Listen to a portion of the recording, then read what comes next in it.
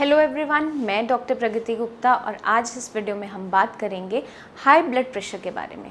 High blood pressure से कैसे kidney ख़राब होनी शुरू होती है और कैसे इसे हम मैनेज कर सकते हैं। तो सबसे पहले जानना ये ज़रूरी हो जाता है आपकी बॉडी में ऐसे क्या चेंजेस आए कि आपका बीपी एकदम से शूट होना शुरू हो गया। नॉर्मल जो बीपी रहता है वो 120/80 होता है, बट एकदम से अगर आपका बीपी बढ़ना शुरू होता है तो उसकी वजह से आपकी किडनी पे इफ़ेक्ट आना शुरू हो जाता है, आपके बॉडी में से प्रोटीन लॉस होने लगता है। ये सारी प्रॉब्लम्स देखने को मिल जाती हैं। सबसे पहले हमें जानना ज़रूरी है बीपी बढ़ना शुरू क्यों हुआ। अब जो पेशेंट्स बहुत ज़्यादा सॉल्ट का इंटेक करते हैं, नमकीन चीज़ें बहुत ज़्यादा खाते हैं, चटनी है, अचार है, सैलड के ऊपर बहुत तेज़ नमक खाते हैं, फ्रूट्स पे डाल के खा रहे हैं या फिर खाने में ही बहुत तेज़ नमक ले रहे हैं, उन पेशेंट्स के अंदर बहुत ज़्यादा चांसेस होते हैं हाई ब्लड प्रेशर होने के, क्योंकि सोडियम की वजह से आपका बीपी बढ़ना शुरू हो जाता है। अब पेशेंट्स ने जब बहुत ज़्यादा सॉल्ट का इंटेक किया, पेशेंट का बीपी बढ़ना शुरू हुआ, और जब हाई ब्लड प्रेशर के साथ आपकी आर्टरीज़ के अंदर ब्लड किडनी तक जाता है तो क्या देखने को मिलता है, किडनी पे बहुत ज़्यादा प्रेशर क्रिएट होने लगता है। हाई ब्लड प्रेशर की वजह से जब बार बार बैंग होता है आपकी आर्टरीज़ के ऊपर जो किडनी तक खून लेकर जा रही है, तो देखा क्या जाता है इस बैंग की वजह से बार बार किडनी का टिश्यू इफ़ेक्ट होता है। अब किडनी के टिश्यू के ऊपर बार बार चोट लगी, जिस हिस्से पे बार बार चोट लगती रहती है वो हिस्सा हार्ड होना शुरू हो जाता है, उस हिस्से की हार्डनिंग होनी शुरू हो जाती है। अब जब ये हार्डनिंग होनी शुरू होती है, सेल्स अपने आप को चेंज कर लेते हैं उस हाई बीपी को सहने के लिए, ताकि आगे उनको और ज़्यादा नुकसान ना हो। बट उस कंडीशन के अंदर क्या हो जाता है, वहाँ टिश्यू का फाइब्रोसिस हो जाता है, हार्डनिंग हो जाता है, जिसकी वजह से वो टिश्यू डैमेज की तरफ चला जाता है और किडनी के अंदर श्रिंकेज देखने को मिल जाती है, किडनी का साइज़ छोटा हो जाता है। अब जब किडनी का साइज़ छोटा हो जाता है उसकी एफिशिएंसी भी कम होनी शुरू हो जाती है, क्योंकि ऑलरेडी हाई बीपी बना हुआ है, बार बार बैंग हो रहा है और जो टिश्यू ख़राब हो चुका है उस पर बार बार चोट लगती जा रही है, हम उसे मैनेज नहीं कर रहे हैं, तो किडनी ख़राब होती चली जाती है। और पेशेंट के अंदर सिम्टम क्या देखने को मिलता है, उनका प्रोटीन लॉस बहुत तेज़ी से बढ़ जाता है। अब बॉडी के अंदर जो प्रोटीन रहना चाहिए था वो यूरिन के रास्ते लीक होने लगता है, तो पेशेंट के अंदर बहुत ज़्यादा वीकनेस क्रिएट हो जाती है, वेट लॉस होने लगता है, कमज़ोरी महसूस करने लगता है। ये सारे सिम्टम्स देखने को मिल जाते हैं। इन सभी सिम्टम्स को मैनेज करने के लिए सबसे पहले क्या काम करना होता है, हमें रूट कॉज पे वर्क करना होता है। जो हाई ब्लड प्रेशर है पेशेंट की बॉडी में, उसको मैनेज करना होता है। बीपी की मैनेजमेंट किडनी फेलियर के पेशेंट्स में करनी आसान नहीं होती। आगे मैं चलकर इसी वीडियो में आपको बताऊंगी कैसे हम हाई ब्लड प्रेशर को मैनेज कर सकते हैं। तो अब हम चलते हैं सेकंड रीज़न के बारे में जिसकी वजह से बीपी बढ़ता है। जिन पेशेंट्स के अंदर एडिक्शन देखने को मिलती है, टबैको की एडिक्शन देखने को मिलती है, पेशेंट बहुत लंबे टाइम से टबैको का यूज़ कर रहा होता है, तंबाकू चबा रहा है या स्मोकिंग कर रहा है, तो देखा क्या जाता है पेशेंट का बीपी बहुत तेज़ी से बढ़ने लगता है। अब ऐसा क्यों होता है ये समझना ज़रूरी है। टबैको के अंदर निकोटिन होती है। जब भी आप तंबाकू लंबे समय से चबा रहे हो, उसको स्मोक कर रहे हो या च्यू कर रहे हो, तो निकोटिन बहुत ज़्यादा आपकी बॉडी में इकट्ठी होती चली जाती है। निकोटिन की वजह से क्या देखने को मिलता है, निकोटिन का जो इफ़ेक्ट होता है, निकोटिन आपकी बॉडी में एक फील गुड फैक्टर प्रोवाइड करता है। अब वो फील गुड फैक्टर कैसे मिलता है, वो हिट कैसे मिलता है, उसको आप समझ लीजिए। जब भी कोई पेशेंट टबैको च्यू करता है या स्मोक करता है तो पेशेंट का एकदम से बॉडी में बीपी बढ़ना शुरू हो जाता है, ब्रेन तक खून का दौरा तेज़ हो जाता है, और वही जो खून का दौरा तेज़ होता है वो आपको एक फील गुड फैक्टर देता है, एक हिट देता है। बट अगर किसी पेशेंट को लंबे टाइम तक इस टबैको की एडिक्शन हो जाती है तो उसके अंदर बीपी बढ़ता रहता है, और अगर हम इसे मैनेज नहीं करते हैं तो आपके किडनी पे, आपके हार्ट पे, आपके ब्रेन पे इसका इफ़ेक्ट आने लग जाता है। पेशेंट को किडनी फेलियर हो सकता है, हार्ट अटैक भी आ सकता है या ब्रेन स्ट्रोक भी हो सकता है। मल्टीपल डिसऑर्डर्स उसकी बॉडी के अंदर देखे जाते हैं। तो ये हमने बात की टबैको के बारे में। थर्ड है पेशेंट को अगर किसी टाइप का स्ट्रेस है, बहुत लंबे टाइम से वो स्ट्रेस में रह रहा है, या फिर बहुत लंबे टाइम से उसे सही तरीके से नींद नहीं आ रही है, पेशेंट बहुत ज़्यादा सोचता है, स्ट्रेसफुल लाइफ जी रहा है, तो उस कंडीशन के अंदर भी पेशेंट का बीपी एकदम से बढ़ना शुरू हो जाता है। और जब बीपी बढ़ता है तो आपके किडनी पे भी इसका इफेक्ट आता है, बाकी ऑर्गन्स पे भी आता है, उनमें से एक किडनी भी होती है। और जब किडनी पे बहुत ज़्यादा इफेक्ट आना शुरू होता है हाई ब्लड प्रेशर की वजह से, तो किडनी डैमेज की तरफ बढ़ती चली जाती है। अभी हमने बात की बीपी बढ़ने के पीछे जो रीज़न्स हैं उनके बारे में। अब हम बात करेंगे कैसे हम इसे मैनेज कर सकते हैं, क्योंकि किडनी फेलियर के अंदर हमें सबसे ज़्यादा जो ध्यान रखना है वो अपने बीपी का रखना होता है, क्योंकि मैक्सिमम जो केसेस देखने को मिलते हैं किडनी फेलियर के अंदर, उसमें हाई ब्लड प्रेशर की वजह से किडनी पर लॉस होना शुरू होता है, बार बार किडनी पे बैंग होता है, और चोट लगने की वजह से किडनी के टिश्यूज़ ख़राब होने लगते हैं। जो नेफ्रॉन्स खून को फिल्टर करके यूरिन के रास्ते गंदगी को बाहर निकाल रहे होते हैं, उनका डैमेज होना शुरू हो जाता है, उनका फाइब्रोसिस होने लगता है, उनकी लेयर ख़राब होने लगती है। और जब ये हार्डनिंग होने लगती है टिश्यू की, उसकी वजह से आपकी किडनी की जो फिल्ट्रेशन की कैपेसिटी है वो कम होती चली जाती है।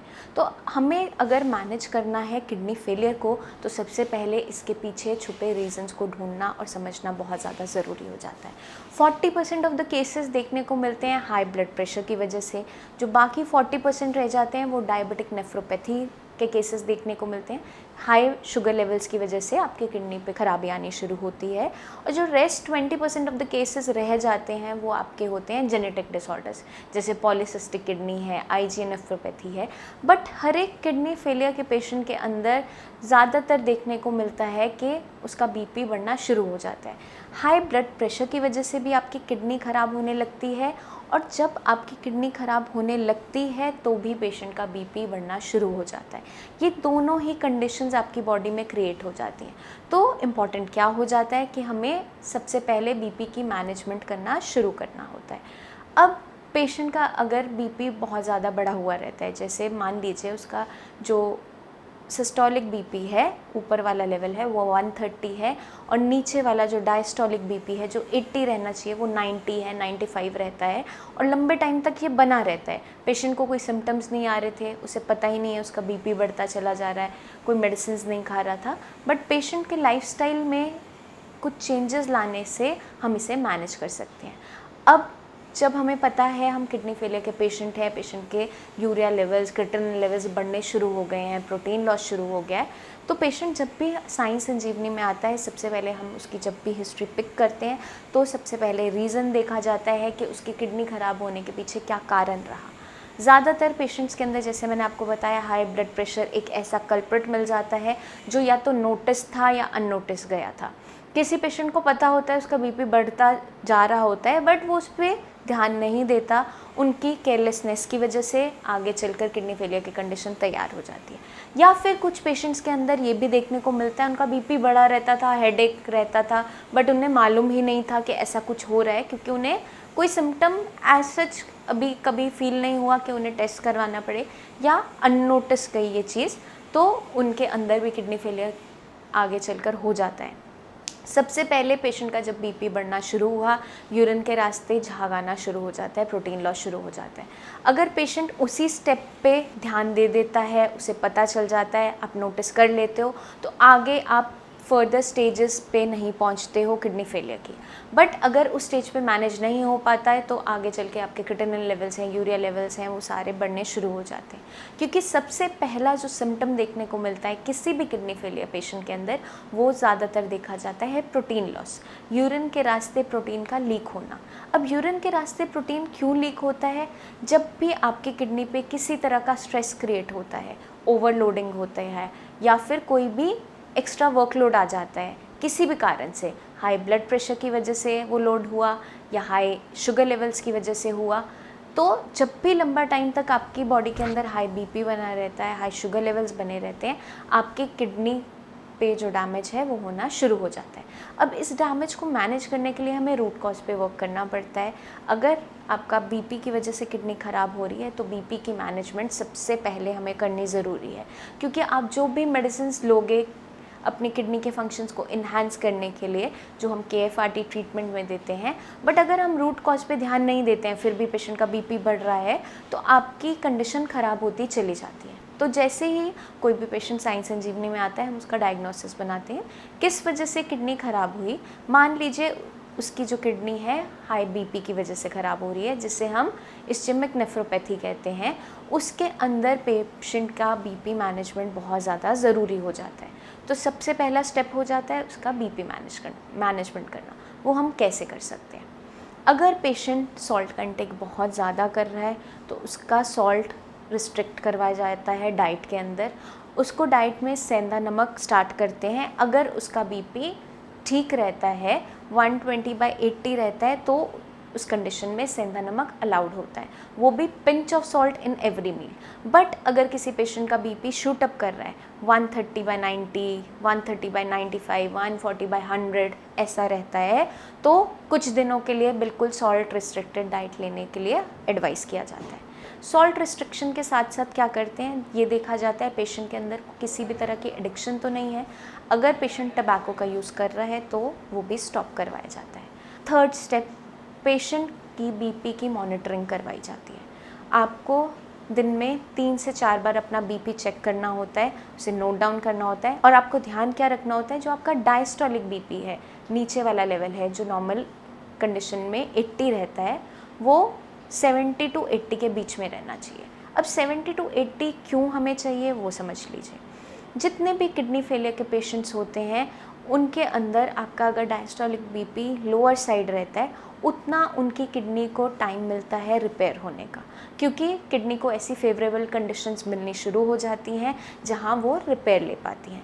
तो जब हम आपका KFRT ट्रीटमेंट स्टार्ट करते हैं, आपकी BP की मेडिसिन जो चल रही होती हैं ऑलरेडी, एलोपैथिक मेडिसिन, वो स्टॉप नहीं करवाई जाती हैं, वो साथ के साथ आपको लेनी होती है। और आपकी डाइट में चेंजेस किए जाते हैं, आपके लाइफस्टाइल में जो बदलाव हम लाने के लिए बोलते हैं, वो आपको फॉलो करने होते हैं। आपको कुछ एरोबिक एक्सरसाइजेस करने के लिए कहा जाता है। वो कंडीशन टू कंडीशन वेरी करता है, पेशेंट टू पेशेंट, कहाँ पे अलाउ करना है, कहाँ नहीं करना है। वो मैं नेक्स्ट वीडियो में आपको समझाऊंगी कि कौन कौन सी एक्सरसाइजेस एक किडनी फेलियर का पेशेंट आसानी से कर सकता है, क्योंकि हर कंडीशन के अंदर एक्सरसाइजेस अलाउड नहीं होती हैं, और विगरस एक्सरसाइज तो कोई भी बिल्कुल नहीं करनी होती है। तो आपको हम कुछ एरोबिक एक्सरसाइजेस एडवाइस करते हैं, जैसे अनुलोम विलोम है, बहुत आराम से करना होता है, जिससे आपका स्ट्रेस लेवल मैनेज होने लगे, आपकी बॉडी में ऑक्सीजन अच्छे तरीके से जाए और आपकी किडनीज रिपेयर लेना शुरू करें। तो मैंने आपको जैसे बताया, BP की मॉनिटरिंग हो गया, सॉल्ट रिस्ट्रिक्शन हो गया, कोई अगर एडिक्शन है उसको स्टॉप करना होता है, ये सारी चीज़ें हम मैनेज करते हैं। जब एक बार ये आपके BP लेवल्स मैनेज होने शुरू हो जाते हैं, तो आपकी किडनी फर्दर डैमेज से बच जाती है। आपकी बॉडी के अंदर प्रोटीन लॉस होना निल हो जाता है। जो यूरिन के रास्ते प्रोटीन की लीकेज बनी हुई थी, क्योंकि जब भी आपका BP शूटअप करता है, आपकी किडनी पे लोड आता है, और देखा क्या जाता है, आपके यूरिन के रास्ते प्रोटीन लीक होना शुरू हो जाता है। और जब ये प्रोटीन लीक होना शुरू होता है, तो पेशेंट की बॉडी के अंदर वीकनेस है, वेट लॉस है, या बहुत जल्दी थकान होना, ये सारे सिम्टम्स देखने को मिल जाते हैं। इसकी मैनेजमेंट के लिए हमें BP को मैनेज करना बहुत ज़्यादा ज़रूरी हो जाता है, क्योंकि जो मेन कल्प्रिट है वो BP है आपकी किडनी को ख़राब करने में। जब तक हम उसे नहीं हटाएंगे, उसको मैनेज नहीं करेंगे, जितनी हम मर्ज़ी आप ट्रीटमेंट ले लोगे, आपको रिजल्ट्स नहीं मिल पाते। तो सबसे पहले हमें अपने BP को मैनेज करना ज़रूरी हो जाता है। आई होप ये वीडियो आपको मदद करेगी अपने ब्लड प्रेशर को कंट्रोल करने में और फर्दर अपनी किडनी फेलियर की कंडीशन को मैनेज करने में।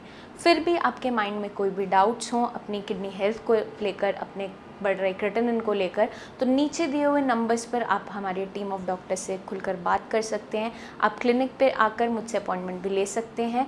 तब तक के लिए आप अपना खास ध्यान रखिए।